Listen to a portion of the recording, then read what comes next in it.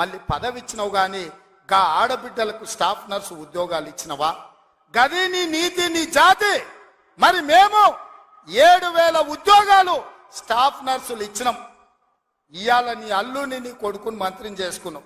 Constable ఉద్యోగాలు 15,000 ఉద్యోగాలు భర్తీ చేయక ఆకాశంలో వేలాడుతున్నట్టు త్రిశంకు స్వర్గంలో నిరుద్యోగ యువకులు ఉంటే కోర్టులో కేసు ఉంటే నువ్వేమైనా పరిష్కరించినావా అని నేను అడుగుతున్నా. అందుకే మేము వచ్చిన ఎంబడే హోంశాఖ నా దగ్గరనే ఉంది.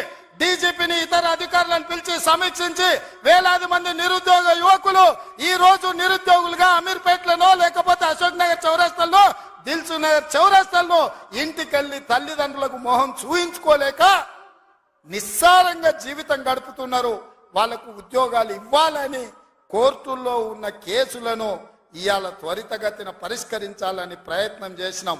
నువ్వు ఎంత అడ్డం పడ్డా, నువ్వు ఎంత గగ్గోలు పెట్టినా, బిల్లా రంగాలు మమ్మల్ని ఎన్ని శాపనార్థాలు పెట్టినా 15 రోజుల్లో 15,000 కానిస్టేబుల్ పోస్టులు భర్తీ చేసే బాధ్యత,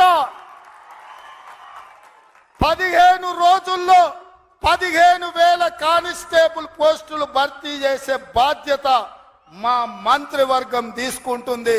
మాది బాధ్యత అని చెప్పి నేను ఈ వేదిక మీద నుంచి మాట ఇస్తున్న మిత్రులారా, ఈరోజు తెలంగాణ సమాజం ఆలోచన చెయ్యండి. ఈ తెలంగాణ రాష్ట్రం ఎవరి చేతిలో భద్రంగా ఉంటుంది?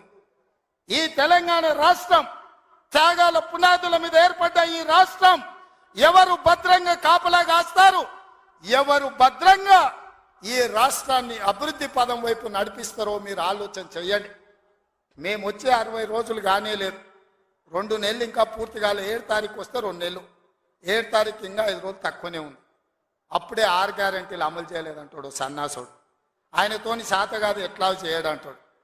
పిల్లి శాపనార్థాలకు ఉట్టి దిగిపడుతుందా? ఇలా పొంకనాలు